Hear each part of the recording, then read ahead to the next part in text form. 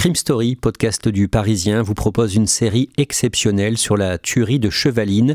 Les 6 épisodes sont disponibles dès à présent. Bonjour, c'est Jules Lavie pour Code Source, le podcast d'actualité du Parisien. Ancienne figure de l'émission de France 2 Affaires conclues, Pierre-Jean Chalençon, 55 ans, est le collectionneur de l'époque napoléonienne le plus connu de France. Ces dernières semaines, on a parlé de lui dans les médias parce que la justice avait ordonné la vente aux enchères de son vaste appartement parisien, baptisé Palais Vivienne, vente finalement reportée. Pierre-Jean Chalençon est sulfureux depuis juin 2020.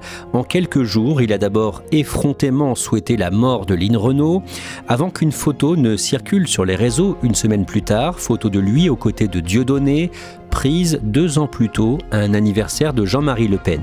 Qui est Pierre-Jean Chalençon? Pourquoi est-il contraint de vendre son Palais Vivienne?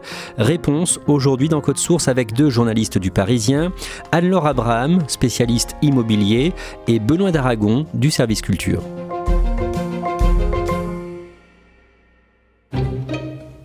Anne-Laure Abraham, décrivez-nous de l'extérieur le Palais Vivienne, donc cet hôtel particulier situé rue Vivienne dans le 2e arrondissement de Paris, que Pierre-Jean Chalençon doit vendre. Une précision d'abord, il n'a pas tout l'hôtel particulier. Non, en effet, il s'agit d'un appartement situé au premier étage d'un immeuble cossu qui date du XVIIIe siècle. Et en fait, on est dans le 2e arrondissement de Paris, à une centaine de mètres du métro Grand Boulevard et à 2 pas de la Bourse. C'est situé donc dans un immeuble en pierre de taille avec une grille entourée de part et d'autre de boutiques. Et au premier étage, donc, il y a une sorte de balcon et de hautes fenêtres qui sont les fenêtres de l'appartement en question. Benoît d'Aragon, décrivez-nous l'intérieur de cet appartement. En fait, quand vous passez la porte d'entrée, vous arrivez dans des salons d'apparat de style napoléonien. Alors c'est très doré, très haut de plafond, vous avez des moulures au plafond, c'est assez joli. Vous avez comme ça 5 salons d'affilée. Et puis, tout au bout, vous avez un petit escalier en colimaçon qui permet de descendre à un entresol, où là, vous avez l'endroit où vivait Pierre-Jean Chalençon. Là, vous avez une chambre assez exiguë avec des petites fenêtres. Vous avez un sauna qui ne marche plus. Et puis, il y a une salle de bain. Tout ça est finalement en assez mauvais état. Et c'est ça qui est frappant au Palais Vivienne. C'est que vous avez les salles de réception qui sont très jolies, qui sont clinquantes. Et le reste qui est assez modeste et qui n'est pas du tout tape à l'œil. Pierre-Jean Chalençon est une figure médiatique. Pour celles et ceux qui ne le connaissent pas, est-ce que vous pouvez nous le décrire pour qu'on puisse se l'imaginer ? Oui, il a des longs cheveux blonds, bouclés, qui descendent jusqu'à ses épaules. Il a des lunettes. La ressemblance avec Michel Polnareff est frappante, tout le monde le lui dit. C'est quelqu'un qui est toujours assez souriant, qui est très avenant, qui parle beaucoup avec les mains, qui est assez remuant. Et donc, c'est vrai que quand vous le voyez, vous ne l'oubliez pas parce que c'est un personnage assez atypique.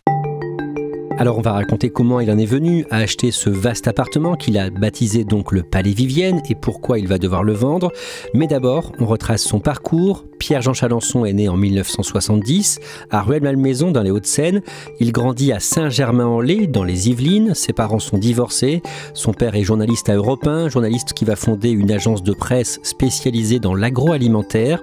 Benoît d'Aragon, comment naît la passion de Pierre-Jean Chalençon pour Napoléon quand il est petit ?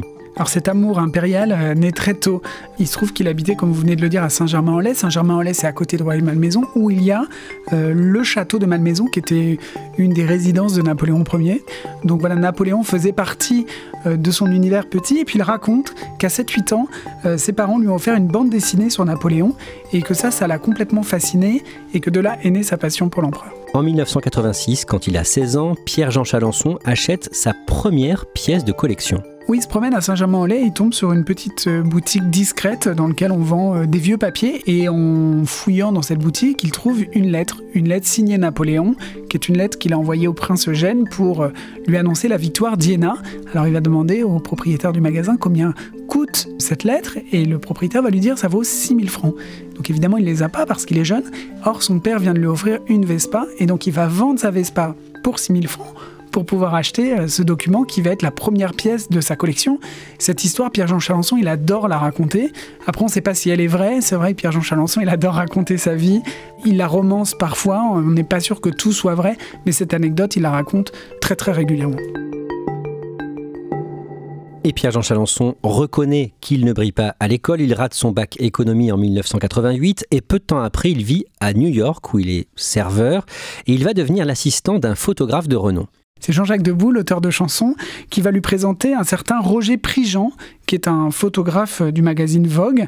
Et c'est lui qui va l'emmener à New York et il va devenir son représentant après à Paris. C'est-à-dire qu'il va lui acheter des pièces aux enchères dans les salles de vente à Paris, chez Drouot notamment. Et il va prendre une commission sur tout ce qu'il vend, en sachant que ce photographe achète des objets, notamment pour des stars de Hollywood. Et donc c'est comme ça qu'il va commencer à faire fortune et à devenir un spécialiste des salles de vente. Benoît d'Aragon, c'est aussi une période où le jeune Pierre-Jean Chalençon côtoie un grand nom de la chanson, Charles Trenet, qui a à ce moment-là plus de 70 ans.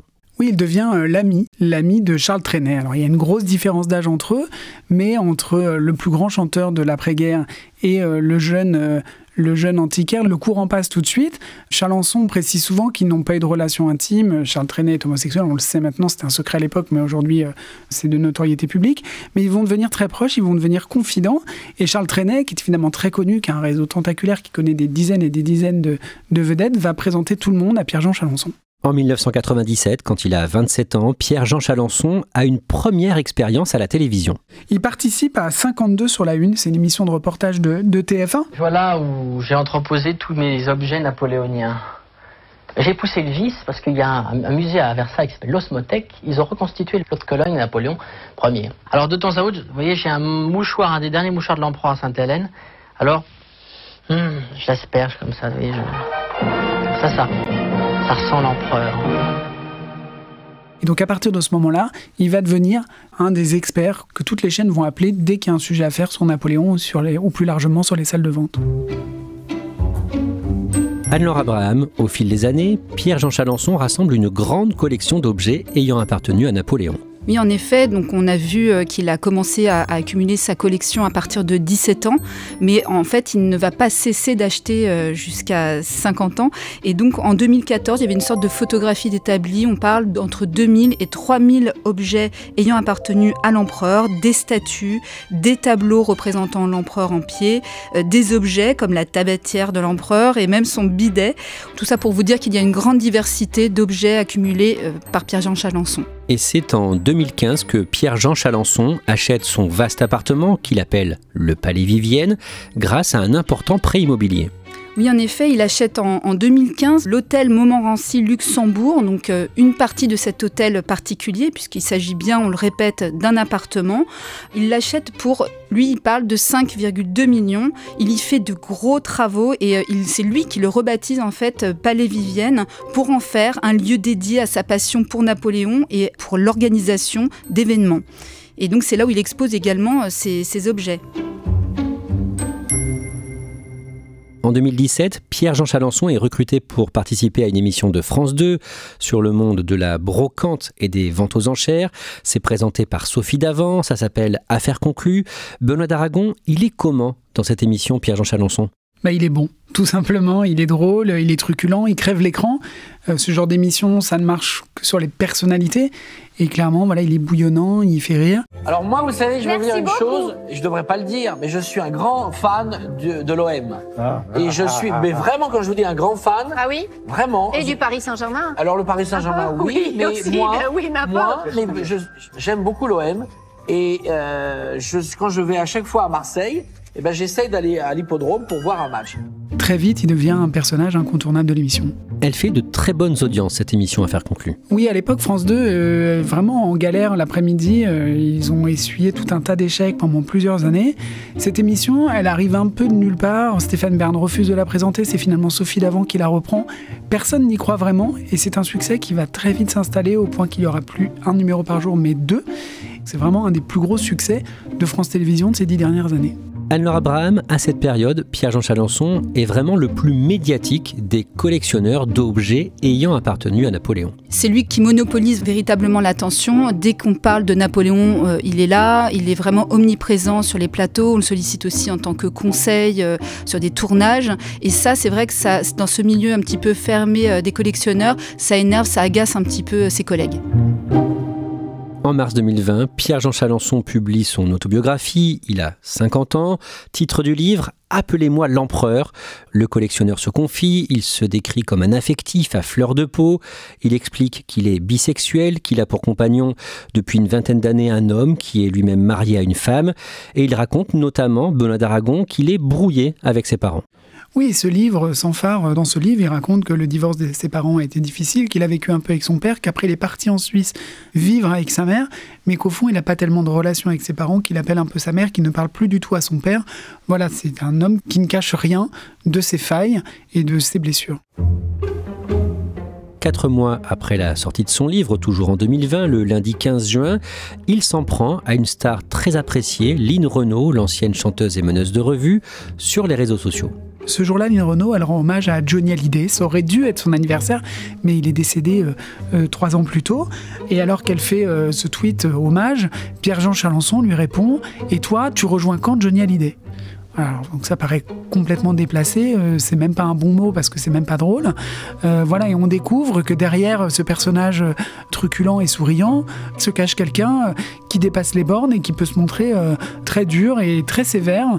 Il va être obligé de s'excuser de ce tweet qui est totalement déplacé. Toujours en juin 2020, une semaine plus tard, une photo de lui datant de 2 ans refait surface sur les réseaux, une photo qui écorne sérieusement son image. On le voit bras dessus bras dessous avec Dieudonné, qui a été condamné à plusieurs reprises pour des propos antisémites. En plus, ce cliché a été pris lors d'un anniversaire de Jean-Marie Le Pen.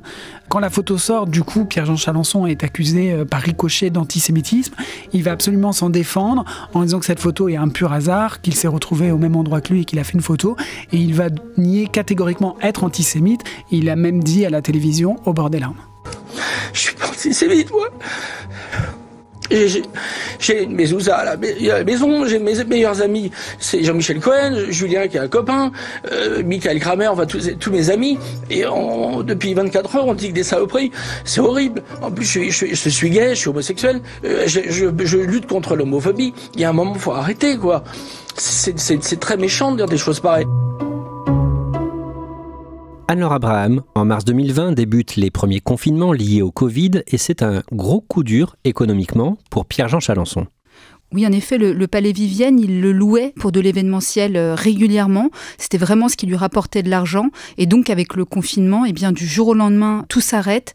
Il parle d'un chiffre d'affaires annuel de 560 000 € qui, du jour au lendemain, aboutit à 0. Donc, c'est vraiment un coup dur pour lui. Et à partir de là, concrètement, il ne peut plus rembourser le prêt immobilier qu'il avait souscrit pour acheter ce grand appartement, le Palais Vivienne.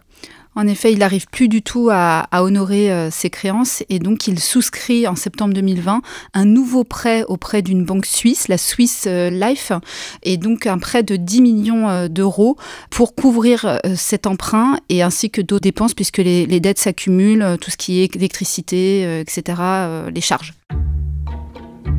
Début avril 2021, M6 diffuse un reportage sur des soirées clandestines organisées à Paris, malgré le confinement lié au Covid. Et une partie de ce reportage, Benoît d'Aragon, est tournée dans son appartement, le Palais Vivienne.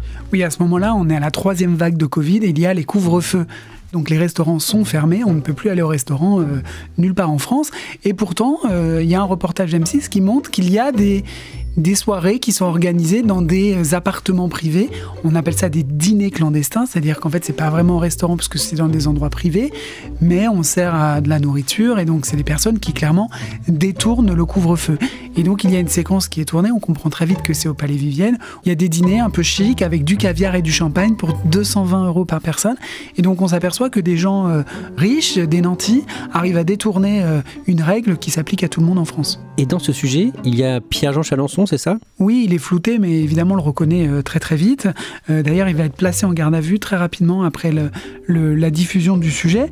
Lui, il va se défendre en disant que tous les jours dans Paris, il y a ce genre de repas qui sont organisés et qu'il y a même des ministres qui y participent. Semaine dans 2 ou 3 restaurants qui sont justement d'ailleurs des restaurants soi-disant clandestins avec un certain nombre de ministres. Alors ça me fait doucement rigoler. Quand on est encore en démocratie, on fait ce qu'on veut. Et ça va faire beaucoup de bruit. Oui, évidemment, parce que si des ministres d'un gouvernement qui a mis en place un couvre-feu ne le respectent pas, évidemment, ça devient une affaire d'État. Il y a eu une affaire comme ça en Angleterre avec Boris Johnson qui organisait des soirées à Downing Street et qui a dû démissionner à cause de ça. Et donc, effectivement, c'est une affaire qui fait du bruit, mais jamais on n'a trouvé quels étaient les ministres qui auraient pu participer à ce genre de soirée. Et là, à ce moment-là, il est un peu embourbé dans cette polémique. Quand il va se rendre compte que ce qu'il a dit était faux et qu'aucun ministre ne dîne dans Paris dans des restaurants cachés, il va faire croire que c'était une blague du 1er avril.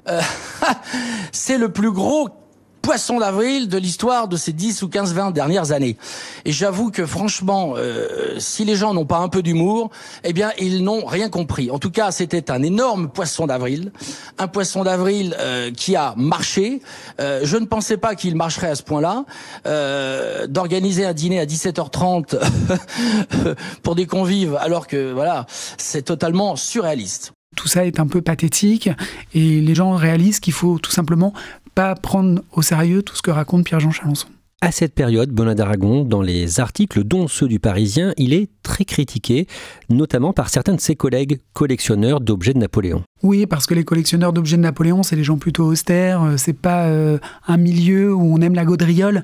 Il dénotait dans ce milieu, c'est ça qui l'a rendu connu, c'est parce que c'était un personnage truculent, et là tout d'un coup il va devenir trop encombrant pour ces gens qui aiment la discrétion, et donc clairement la plupart des collectionneurs de Napoléon vont se désolidariser, vont prendre leur distance avec Pierre-Jean Chalencon. On en revient au début de cet épisode de Code Source. Cette année, le jeudi 13 mars, son Palais Vivienne, donc ce vaste appartement dans le 2e arrondissement de Paris, doit être vendu aux enchères au Palais de Justice de Paris.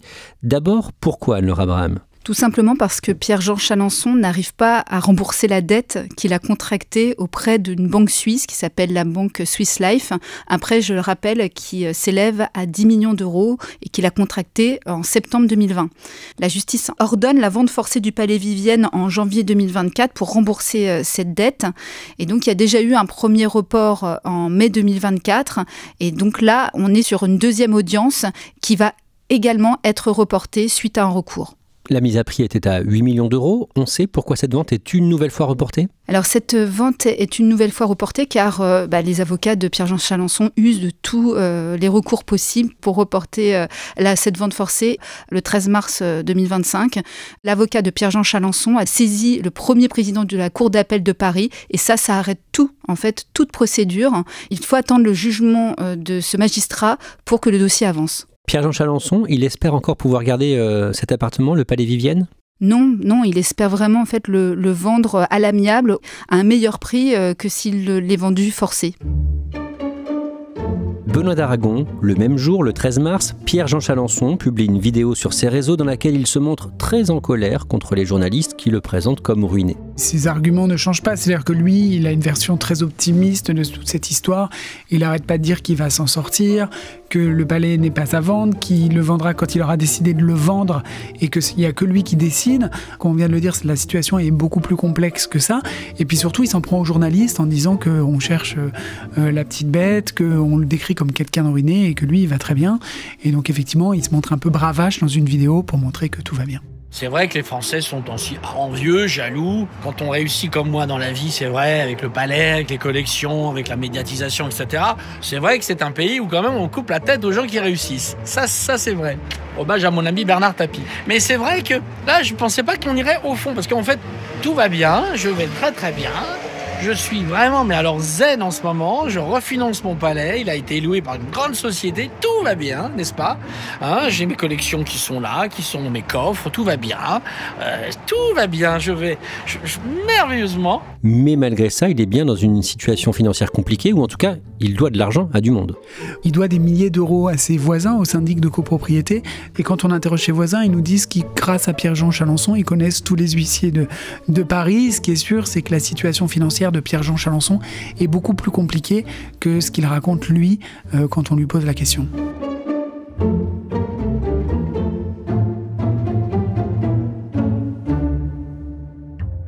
Merci à Anne-Laure Abraham et Benoît d'Aragon. Cet épisode de Code Source a été produit par Clara Garnier-Amouroux et Thibault Lambert, réalisé par Pierre Chaffanjon. Je le disais au tout début de ce podcast, on vous invite aussi à écouter Crime Story, le podcast hebdomadaire de faits divers du Parisien. Nous venons de publier une série exceptionnelle sur le mystère de la tuerie de Chevaline. Les 6 épisodes sont disponibles dès maintenant sur toutes les plateformes d'écoute et sur YouTube. Une série de Crime Story intitulée Les fantômes de Chevaline.